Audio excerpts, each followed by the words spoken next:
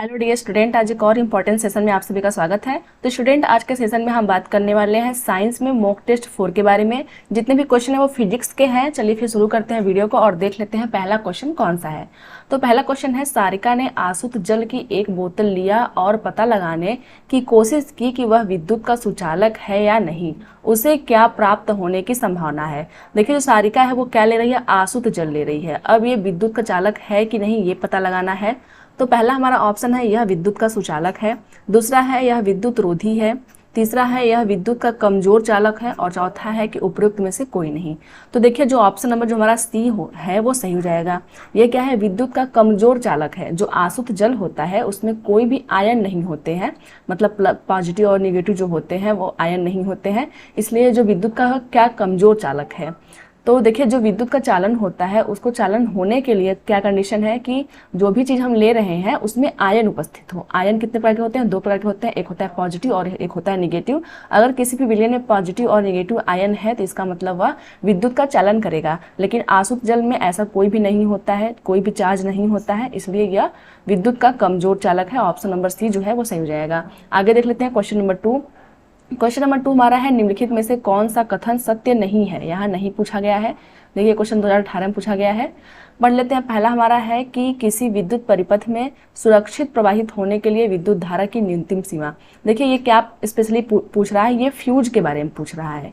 Fuse के बारे में पूछ रहा है कि जो फ्यूज है वो क्या है, किसी विद्युत परिपथ में सुरक्षित प्रवाहित होने के लिए विद्युत धारा की न्यूनतम सीमा है। यहाँ दिया है न्यूनतम सीमा है। दूसरा है, किसी विद्युत परिपथ में सुरक्षित प्रवाहित होने के लिए विद्युत धारा की अधिकतम सीमा है। यहाँ अधिकतम पूछा गया है। अब देखिए, 2 अपोजिट सेंटेंस हमें मिल गए हैं, तो इसी में से कोई एक सही रहेगा और एक गलत रहेगा। तो देखिए, जो फ्यूज होता है वह किसी विद्युत परिपथ में सुरक्षित प्रवाहित होने के लिए विद्युत धारा की अधिकतम सीमा होती है। इसलिए जो पहला हमारा ऑप्शन है वो सही हो जाएगा, क्योंकि यहाँ पूछा है कौन सा सत्य नहीं है। तो पहला हमारा जो ऑप्शन है वो सत्य नहीं है, क्योंकि यहाँ बोला गया है कि न्यूनतम सीमा है। और हम जानते हैं जो फ्यूज होता है, फ्यूज क्या होता है, जब लाइट ज़्यादा आती है तो जो फ्यूज होता है वो उड़ जाता है। ठीक है, इससे जो हमारा विद्युत परिपथ में जो लगे हुए इंस्ट्रूमेंट होते हैं जैसे बल्ब वगैरह जो होते हैं वो जलने से बच जाते हैं। तो जो फ्यूज होता है वो क्या होता है, न्यूनतम सीमा का नहीं होता, अधिकतम सीमा का होता है। तीसरा हमारा है, सभी भवनों में विद्युत परिपथ में फ्यूज लगाए जाते हैं। तो ये बात बिल्कुल सही है। जो भी विद्युत परिपथ होते हैं उसमें सभी भवन में क्या होते हैं, फ्यूज लगे होते हैं, ताकि अगर करंट की अधिक मात्रा आए तो जो ये फ्यूज लगा है वही जो है फ्यूज हो जाए और जो आगे का परिपथ है वो हमारा सेफ रहे। आगे है कि यदि परिपथ में उपयुक्त फ्यूज लगाया जाए तो सुरक्षित सीमा से अधिक विद्युत धारा होने पर यह उड़ जाएगा। तो ये बात बिल्कुल सही है कि अगर परिपथ में हम लोगों ने फ्यूज लगाया हुआ है तो जो है विद्युत धारा अधिक हो रहा है तो फ्यूज क्या होगा, उड़ जाएगा और जो हमारा विद्युत परिपथ रहेगा वो सुरक्षित रहेगा। तो क्वेश्चन नंबर 2 का ऑप्शन नंबर जो हमारा ए है वो सही है। देखिए, जो फ्यूज होता है उसका जो गलनांक होता है ना बहुत कम होता है। जो गलनांक होता है वो बहुत ही कम होता है, इसलिए जब भी करंट की मात्रा अधिक होती है तो ये गल जाता है और क्या होता है, उड़ जाता है। जैसे जो विद्युत जो परिपथ होती है, सपोज करते हैं ये हमारा विद्युत परिपथ है, यहाँ पे फ्यूज लगा हुआ है। अब यहाँ से धारा प्रवाहित हो रही है, अधिक धारा प्रवाहित होगी तो ये क्या होगा, ये उड़ जाएगा, मतलब ये हट जाएगा, टूट जाएगा। तो जो हमारा विद्युत परिपथ रहेगा वो टूट जाएगा, गैप हो जाएगा, जिससे आगे जो हमारे जो चीजें लगी होंगी, सपोज करते हैं यहाँ एक बल्ब लगा हुआ है तो ये बल्ब फ्यूज होने से बच जाएगा। तो इसलिए हमारा ऑप्शन नंबर पहला सही है। और जो फ्यूज होते हैं वो अधिकतर टीन के बने होते हैं। जो महंगे फ्यूज जो होते हैं वो टीन के बने होते हैं और जो सस्ते फ्यूज होते हैं वो किसके बने होते हैं, कॉपर के बने होते हैं, तांबा का बने होते हैं। तो क्वेश्चन नंबर 2 का ऑप्शन नंबर ए सही है। आगे बढ़ जाते हैं। क्वेश्चन नंबर 3 हमारा है, निम्नलिखित द्रवों में से कौन सा विद्युत के चालक है। देखिए, फिर से पूछा गया कौन सा चालक है या फिर कौन सा चालक नहीं है। पहला हमारा है सिरका, दूसरा है शर्करा का विलयन, तीसरा है लवण का विलयन और चौथा है आसुत जल। तो देखिए, हम लोगों ने पढ़ा है जो आसुत जल होता है वो कमजोर चालक है, क्योंकि इसमें कोई भी चार्ज नहीं होता है, पॉजिटिव नेगेटिव चार्ज नहीं होता है। तो जो हमारा ऑप्शन नंबर डी है वो तो आपका एलिमिनेट हो जाएगा, मतलब ऑप्शन नंबर ए भी नहीं सही होगा और डी भी नहीं सही होगा, क्योंकि यहाँ दोनों में क्या है, डी दिया गया है। अब बात करते हैं सिरका। देखिए, जो सिरका का जो फॉर्मूला होता है वो होता है CH3COOH। ये आपका होता है एसिटिक एसिड, जिसको हम लोग सिरका बोलते हैं। अगर हम लोग इसको तोड़ें तो ये बनेगा आपका CH3COO- और प्लस H+ में टूट जाएगा। इसका मतलब इसके अंदर आयन उपस्थित है। तो ये क्या होगा, आयन उपस्थित है, मतलब यहाँ पॉजिटिव निगेटिव चार्ज उपस्थित है, तो ये क्या करेगा, विद्युत का चालन करेगा। दूसरा हमारा है शर्करा का विलयन। देखिए, जो शर्करा का विलयन होता है उसमें कोई भी चालक नहीं होता है, मतलब कोई भी चार्ज नहीं होता है, इसलिए यह विद्युत का चालन नहीं करेगा। जो ऑप्शन नंबर बी हमारा है वो जो है विद्युत का चालन नहीं करेगा। तो जो हमारा यहाँ ऑप्शन नंबर बी है वो भी गलत हो गया, क्योंकि यहाँ पे बी दिया है। सी जो हमारा है लवण का विलयन। देखिए लवण किसे कहते हैं, जब भी कोई आपका वो क्षारीय और आपका एसिडिक प्रवृत्ति वाला दो एलिमेंट मिलते हैं तो उसके क्या बनता है, लवण बनता है। जैसे हम लोग का एक हो गया NaOH और आपका हो गया एक HCl। ये क्या है, बेस है मतलब क्षार है, और ये क्या है, अम्ल है। दोनों मिलकर क्या बनाएंगे NaCl प्लस H2O। तो जो ये NaCl है वो क्या है, उसमें Na जो है वो प्लस है और जो Cl है वो माइनस है, तो ये क्या बन गया, लवण बन गया। अब लवण में अगर NaCl है तो क्या Na प्लस और Cl माइनस है, इसका मतलब चार्ज है उसके पास, दोनों के पास चार्ज है। तो ये जो होगा वो क्या होगा, सुचालक होगा, मतलब चालन होगा। जो लवण का विलयन होगा उसमें जो है चालन होगा विद्युत का। तो जो ऑप्शन नंबर ए हमारा है और सी हमारा है वो दोनों सही हो जाएगा, इसलिए ऑप्शन नंबर सी जो हमारा है वो सही हो जाएगा। ए और सी जो है उसमें विद्युत का चालन होगा, और बाकी जो आपका बी और डी है उसमें विद्युत का चालन नहीं होगा। देखिए यहाँ पे दिया है आसुत जल। एक और एग्जाम्पल क्या होता है, वायु।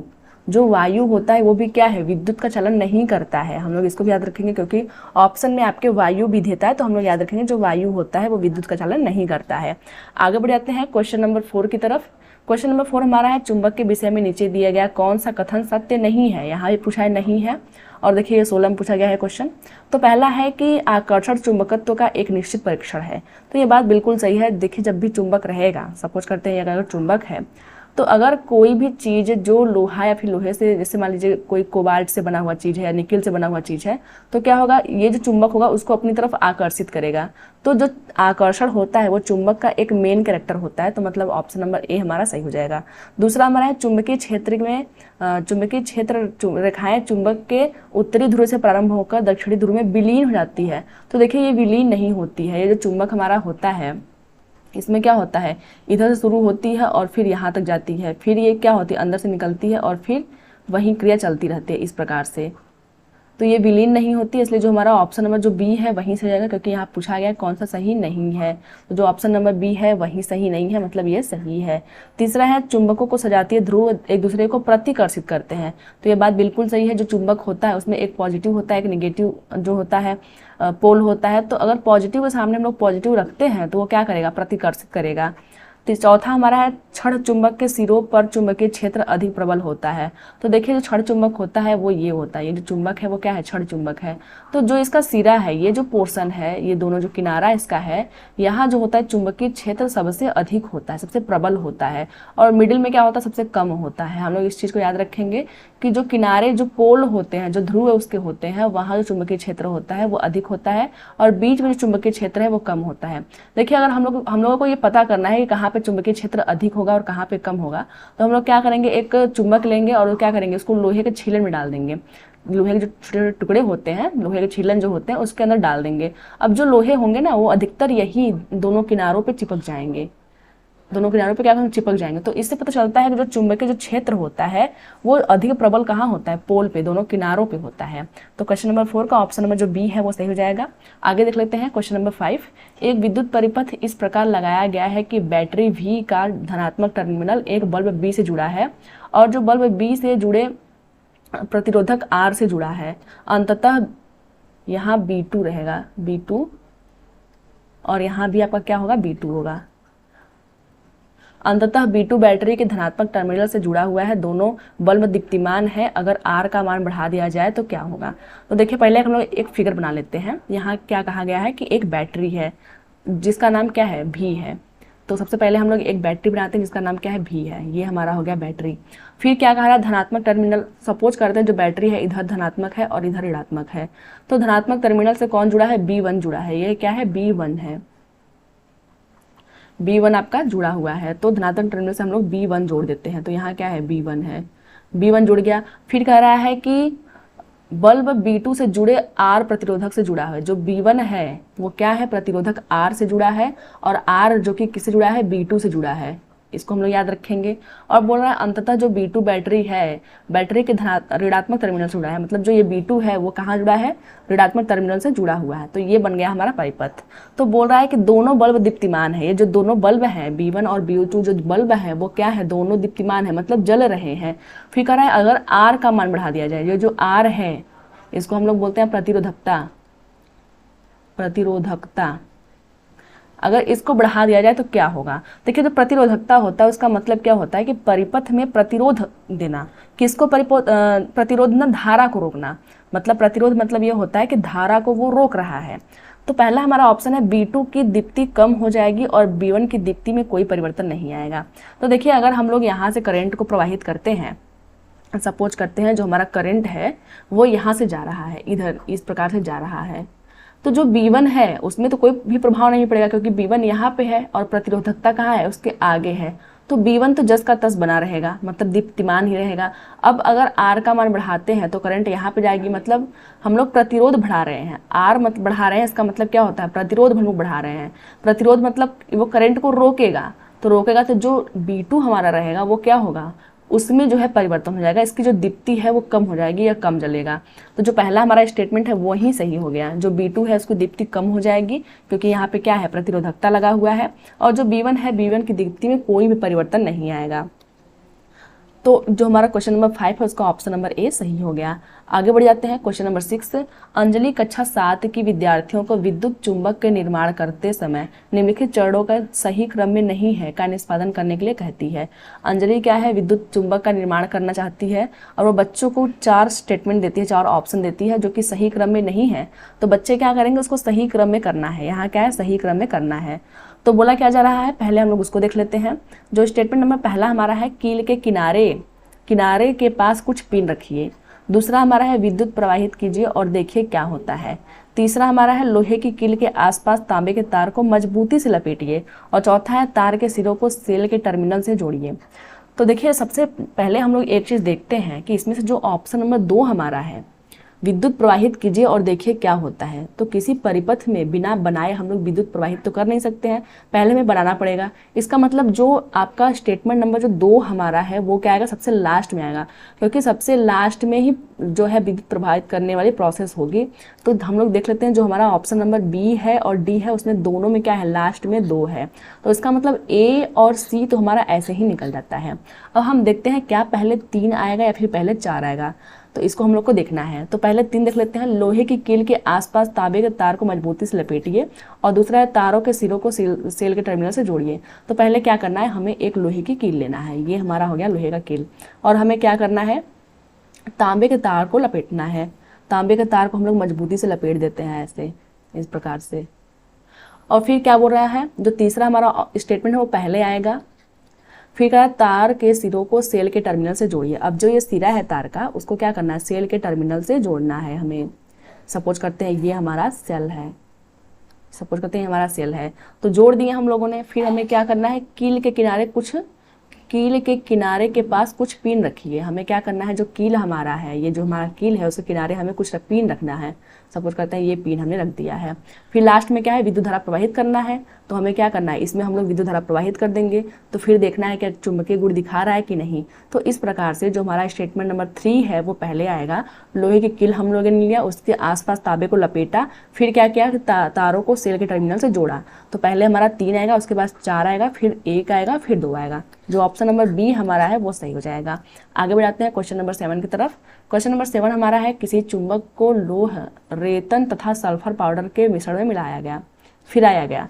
परीक्षण करने पर यह पाया गया कि क्या करना है कि जो चुंबक आपका है, एक चुंबक लीजिए, उसको क्या करना है, लोहे के रेतन, जो ये सपोज करते हैं ये लोहे का रेतन है, और फिर क्या करना है हमें, और किस में मिलाना है, हमें मिलाना है सल्फर पाउडर में।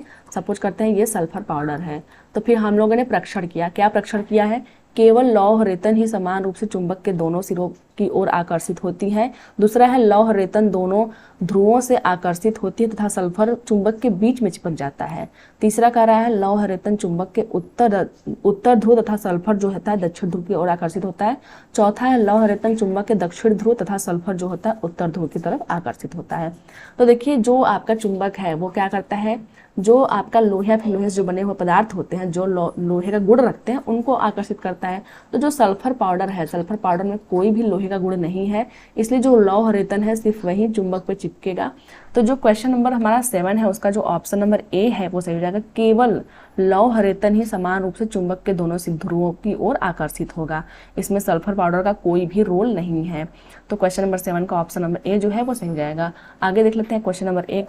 जब धात्विक चालक में विद्युत धारा प्रवाहित होती है तो चालक में उत्पादित ऊष्मा की मात्रा पर निर्भर करती है। देखिए, जब भी कोई धात्विक चालक हम लोग लेते हैं, उसमें विद्युत धारा जब प्रवाहित करते हैं तो वो क्या करता है, पदार्थ और मोटाई पर निर्भर करते हैं। दूसरा है पदार्थ लंबाई और मोटाई पर निर्भर करते हैं। तीसरा है पदार्थ और लंबाई पर निर्भर करते हैं। चौथा है लंबाई और मोटाई पर निर्भर करते हैं। तो देखिए, जो ऊष्मा की मात्रा होती है वो पदार्थ की लंबाई, पदार्थ और मोटाई तीनों पर निर्भर करते हैं। ऑप्शन नंबर जो बी हमारा है वो सही हो जाएगा। आगे बढ़ जाते हैं क्वेश्चन नंबर 9। क्वेश्चन नंबर 9 है, घरों में प्रकाश स्रोत के रूप में एलईडी और CFL दोनों का आमतौर पर प्रयोग किया जाता है। निम्न में से कौन सा कथन सही है? यहाँ पूछा है कौन सा कथन सही है। पहला है LED बेहतर, अधिक, अच्छा है क्योंकि CFL में विषैले पदार्थ होते हैं। दूसरा है दोनों एक समान अच्छे हैं। तीसरा है दोनों में से कोई अच्छा नहीं है क्योंकि दोनों में विषैले पदार्थ होते हैं। चौथा है CFL अधिक बेहतर है, अधिक अच्छा है क्योंकि LED में विषैले पदार्थ होते हैं। तो देखिए, LED और CFL जो होता है हम लोग दोनों यूज करते हैं। तो जो LED होता है उसमें कोई भी विषैला पदार्थ नहीं होता है, लेकिन जो CFL आपका होता है, CFL में क्या होता है, पारा होता है, आर्गन भी होता है। तो ये सब क्या है, विषैले पदार्थ हैं। पारा जो है सबसे अधिक विषैला पदार्थ है, तो ये विषैले पदार्थ होते हैं। इसलिए जो हमारा ऑप्शन नंबर ए है वहीं से हो जाएगा। जो LED होता है वो बेहतर होता है, अधिक अच्छा होता है, और जो CFL होता है उसमें विषैले पदार्थ होते हैं। अब देखिए, जो LED होता है उसके फुल फॉर्म की बात करें तो ये आपका होता है लाइट इमिटिंग डायोड। जो LED होता है लाइट इमिटिंग डायोड होता है। और CFL की बात करें तो कॉम्पैक्ट फ्लोरेसेंट लैंप इसको कहते हैं हम लोग। इसको भी हम लोग थोड़ा हल्का सा देख लेंगे दोनों के फुल फॉर्म को। तो क्वेश्चन नंबर 9 का ऑप्शन नंबर ए सही है। आगे बढ़ते हैं क्वेश्चन नंबर 10। निम्नलिखित पदार्थों में से कौन सा एक चुंबकीय है? सोना है चुंबकीय पदार्थ, या फिर निकिल है, या लकड़ी है, या मैग्नीज है? तो देखिए, चुंबकीय पदार्थ लकड़ी तो कभी हो ही नहीं सकता है क्योंकि लकड़ी में चुंबक नहीं चिपकता है। तो जो हमारा ऑप्शन नंबर बी है, निकिल जो है वो क्या है, एक चुंबकीय पदार्थ है। देखिए, कुछ और भी होता है, तो निकिल के अलावा लोहा भी होता है। लोहा सबको पता है कि लोहा जो होता है चुंबकीय पदार्थ है, चुंबक की तरफ आकर्षित होता है। और एक आपका होता है कोबाल्ट। कोबाल्ट भी क्या होता है, एक चुंबकीय पदार्थ है, इसको हम लोग बोलते हैं CO। तो जो कोबाल्ट होता है वो भी क्या है, चुंबकीय पदार्थ है। तो क्वेश्चन नंबर 10 का ऑप्शन नंबर जो बी है वो सही हो जाएगा। आगे बढ़ते हैं क्वेश्चन नंबर 11। जब कांच की एक छड़ को रेशम से रगड़ते हैं तब इस पर किस प्रकार का आवेश उत्पन्न होता है? तो देखिए, जो कांच की जो छड़ हमारा है उसको हम लोग को रेशम पर रगड़ना है, तो फिर कैसा आवेश उत्पन्न होगा? विद्युत आवेश उत्पन्न होगा, धन आवेश उत्पन्न होगा, ऋण आवेश, या फिर उपयुक्त में से कोई नहीं। तो देखिए, जब कांच की छड़ को हम लोग रेशम पर रगड़ते हैं तो उसमें क्या होता है, धन आवेश उत्पन्न होता है। ऑप्शन नंबर जो बी हमारा है वो सही हो जाएगा। आगे बढ़ते हैं, क्वेश्चन नंबर 12 हमारा है, घरेलू वायरिंग में भू तार का रंग कैसा होता है? देखिए, क्वेश्चन पूछा गया है, जो घरेलू वायरिंग होता है उसमें एक भूमि में तार, उसको क्या जाता है, उसका जो रंग होता है वो कैसा होता है? क्या लाल होता है, या फिर काला होता है, हरा होता है, या फिर सफेद होता है? तो देखिए, जो उसका रंग होता है वो होता है हरा। ऑप्शन नंबर जो सी हमारा है वो सही हो जाएगा, हरे रंग का होता है। आगे बढ़ते हैं, क्वेश्चन नंबर 30 हम लोग देख लेते हैं, विद्युत चुंबकीय तरंगों के विषय में कौन सा सही है? यहाँ दिया है उपरोक्त में से कौन सा कथन सही है? तो देख लेना है। पहले हम लोग का जो स्टेटमेंट है वो है, विद्युत क्षेत्र तथा चुंबकीय क्षेत्र एक दूसरे के समांतर होते हैं। दूसरा हमारा है, विद्युत क्षेत्र तथा चुंबकीय क्षेत्र एक दूसरे के लंबवत होते हैं। तीसरा हमारा है, विद्युत क्षेत्र तथा चुंबकीय क्षेत्र दोनों तरंग संचरण की दिशा में लंबवत होते हैं। तो देखिए, जो स्टेटमेंट नंबर आपका 2 और 3 है वो दोनों एक ही जैसे लग रहे हैं, सिर्फ यहाँ पे अंतर किसका है, तरंग संचरण अंतर है। जो तरंग संचरण जो दिया है वर्ड आपका, सिर्फ उसमें अंतर है। तो पहला हमारा जो हमारा दूसरा स्टेटमेंट है, विद्युत क्षेत्र तथा चुंबकीय क्षेत्र एक दूसरे के लंबवत होते हैं, तो ये भी सही है। और तीसरा हमारा है कि विद्युत क्षेत्र तथा चुंबकीय क्षेत्र दोनों तरंग संचरण की दिशा के लंबवत होते हैं, तो ये बात भी बिल्कुल सही है। इसका मतलब जो हम लोग का स्टेटमेंट नंबर बी है वो सही हो जाएगा। 2 और 3 दोनों सही है। आगे बढ़ जाते हैं, अगला हमारा क्वेश्चन है 14 नंबर क्वेश्चन, दो चुंबकीय बल रेखाएं, जो चुंबकीय बल रेखाओं के बारे में पूछा गया है, कैसे होती हैं? पहला हमारा है, उदासीन बिंदु एक दूसरे को काटती हैं। दूसरा है, उत्तरी या दक्षिणी घावों के निकट काटती है। तीसरा है, एक दूसरे को कभी नहीं काट सकती। और चौथा है, चुंबक की स्थिति के अनुसार एक दूसरे को काटती हैं। तो देखिए, जो चुंबकीय बल रेखाएं होती हैं, सपोज करते हैं ये हमारा एक चुंबक है, मैग्नेट है, और यहाँ से क्या हो रही है, चुंबकीय बल रेखाएं निकल रही है, ये कुछ इस प्रकार से। तो देखिए, ये क्या होता है, ये एक दूसरे को कभी नहीं काटती। इस अगर आप लोग ध्यान से देखोगे तो ये क्या होता है, एक दूसरे को कभी काटता ही नहीं है। ये कुछ इस प्रकार से चली जाती है लेकिन एक दूसरे को नहीं काटती हैं, इस प्रकार से। ये क्या है, चुंबकीय बल रेखाएं हैं, ये एक दूसरे को कभी नहीं काटती हैं। तो जो हमारा क्वेश्चन नंबर 14 है उसका जो ऑप्शन नंबर सी है वो सही हो जाएगा, एक दूसरे को कभी नहीं काटती हैं। और ये नॉर्थ पोल से निकल के साउथ पोल के अंदर जाती है। और जो चुंबकीय बल रेखाएं होती है, जो क्षेत्र उनका होता है, सबसे अधिक स्ट्रॉन्ग कहाँ होता है, यहाँ ध्रुवों पे होता है, और सबसे कम कहाँ होता है, मध्य में होता है। तो ऑप्शन नंबर सी सही हो जाएगा। आगे देख लेते हैं 15 नंबर क्वेश्चन हमारा है, फोटो इलेक्ट्रिक सेल ऐसी युक्ति है जो परिवर्तित करती है। जो फोटो इलेक्ट्रिक सेल है वो कैसी युक्ति है जो कि परिवर्तित करती है। पहला है रासायनिक ऊर्जा को प्रकाशीय ऊर्जा में परिवर्तित करती है। दूसरा है प्रकाशीय ऊर्जा को विद्युत ऊर्जा में परिवर्तित करती है। तीसरा है विद्युत ऊर्जा को प्रकाशीय ऊर्जा में परिवर्तित करती है। और चौथा है चुंबकीय ऊर्जा को विद्युत ऊर्जा में जो है करती है, परिवर्तित करती है। तो देखिए जो फोटो इलेक्ट्रिक सेल होता है उसको हम लोग सोलर सेल भी बोलते हैं। जो सोलर सेल होता है, सौर सेल लिख देती हूँ, सौर सेल जो होता है उसी को हम लोग बोलते हैं फोटो इलेक्ट्रिक सेल। अब देखिए अगर हम लोग को कुछ नहीं पता है और हमें सिर्फ नाम से देखना है तो फोटो मतलब क्या होता है, प्रकाश होता है। जैसे हम लोग बोलते हैं फोटोसिंथेसिस, तो जो फोटो होता है उसको हम लोग बोलते हैं प्रकाश संश्लेषण। तो जो फोटो होता है उसका मतलब होता है प्रकाश, और जो इलेक्ट्रिक होता है तो इलेक्ट्रिक किस में यूज होता है, विद्युत में यूज होता है। तो इसका मतलब ये है प्रकाश ऊर्जा को विद्युत ऊर्जा में बदल रहा है। इसलिए जो हमारा ऑप्शन नंबर जो बी है वो सही हो जाएगा। जो फोटो इलेक्ट्रिक जो सेल होते हैं वो क्या करते हैं, जो आपका प्रकाशीय ऊर्जा है उसको विद्युत ऊर्जा में बदलते हैं। आगे देख लेते हैं पहला हमारा स्टेटमेंट, रासायनिक ऊर्जा को प्रकाश ऊर्जा में। देखिए रासायनिक ऊर्जा जैसे मान लीजिए कुछ पेट्रोलियम होते हैं, पेट्रोलियम क्या होते हैं, पेट्रोलियम के अंतर्गत क्या होता है, रासायनिक ऊर्जा होती है, और जब हम लोग उसको जलाते हैं तो वो प्रकाश ऊर्जा बदल जाती है। तो वो एग्जाम्पल आपका हो गया रासायनिक ऊर्जा को प्रकाश ऊर्जा बदलने की। अब देखिए तीसरा हमारा ऑप्शन है विद्युत ऊर्जा को प्रकाश ऊर्जा में बदलना। तो जो हमारे बल्ब होते हैं, जो बल्ब होते हैं उसको हम लोग क्या करते हैं, उसमें हम लोग विद्युत प्रवाहित करते हैं तो जो बल्ब होता है वो जल जाता है। तो जो विद्युत ऊर्जा होती है वो प्रकाश ऊर्जा में बदल जाती है। जो चौथा नंबर का डी ऑप्शन हमारा है वह है चुंबकीय ऊर्जा को विद्युत ऊर्जा में। तो देखिए ऐसे बहुत सारे जो है मशीन बने हुए हैं जो कि चुंबकीय ऊर्जा को क्या करते हैं, विद्युत ऊर्जा में चेंज करते हैं। तो क्वेश्चन नंबर 15 का ऑप्शन नंबर बी सही है। आगे देख लेते हैं क्वेश्चन नंबर 16, एक कंघी के कागज के छोटे टुकड़े को आकर्षित करने का कारण है। जो कंघी होता है वो छोटे टुकड़े को आकर्षित करता है, इसका क्या कारण है। पहला है घर्षण जनित बल, दूसरा है चुंबकीय बल, तीसरा है गुरुत्वीय बल, और चौथा है स्थिर वैद्युत बल। तो देखिए अगर हम लोग क्या करते हैं, जो कंघी हमारी होती है उसको हम लोग बाल में जो है थोड़ी देर तक रगड़े, उसके बाद जो कागज होते हैं उसके छोटे छोटे टुकड़े करके उसके पास लेके जाएं तो जो कंघी होती है उसमें कागज के टुकड़े चिपक जाते हैं। वो क्यों होता है, वो होता है स्थिर वैद्युत बल के कारण। ऑप्शन नंबर जो डी है वो सही हो जाएगा। अब बात करते हैं स्थिर वैद्युत बल होता क्या है। तो देखिए इसमें क्या होता है कि एक जो आपका एक वस्तु होगी वो क्या होगी, आवेशित होगी, उस पर कोई पॉजिटिव या फिर नेगेटिव चार्ज होगा, और जो दूसरी वस्तु होती है या वो आवेशित हो भी सकती है और नहीं भी हो सकती है। तो उनके बीच जो बल काम करता है उसको हम लोग बोलते हैं स्थिर वैद्युत बल। तो जो कंघी होती है जब हम लोग उसको रगड़ते हैं अपने सिर में तो जो कंघी होती है उसमें चार्ज कुछ पॉजिटिव या फिर नेगेटिव चार्ज आ जाते हैं। उसके बाद हम लोग छोटे कागज के टुकड़े के पास उसको लेके जाते हैं तो उसको आकर्षित कर लेता है। तो उसका जो रीजन है वो क्या है, स्थिर वैद्युत बल है। तो क्वेश्चन नंबर 16 का ऑप्शन नंबर जो डी हमारा है वो सही हो जाएगा। आगे देख लेते हैं क्वेश्चन नंबर 70, दंड चुंबकों की चुंबकीय जो क्षमता होती है वो क्या होती है। पहला ऑप्शन है ध्रुवों पे अधिक होती है, दूसरा है मध्य में कम होती है, तीसरा है दोनों कथन सत्य है, और चौथा है सभी स्थान पर समान होती है। तो देखिए मैंने बताया कि जो चुंबक होते हैं, दंड चुंबक जो होते हैं वो क्या होता है, उसमें क्या होती है कि ये जो आपका ध्रुव है यहाँ पे क्या होती है, अधिक होती है, और जो मध्य है उसमें क्या होती है, कम होती है। तो दोनों कथन सत्य है। ऑप्शन नंबर जो सी हमारा है वो सही हो जाएगा। आगे देख लेते हैं क्वेश्चन नंबर 80। क्वेश्चन नंबर 80 हमारा है कि ये तो काफ़ी लंबा क्वेश्चन है, इसको पढ़ते हैं आराम से। एक बीकर में आसुत जल लेकर उसमें कॉपर सल्फेट और कुछ बूंद सल्फ्यूरिक अम्ल डाल के मिलाई जाती है।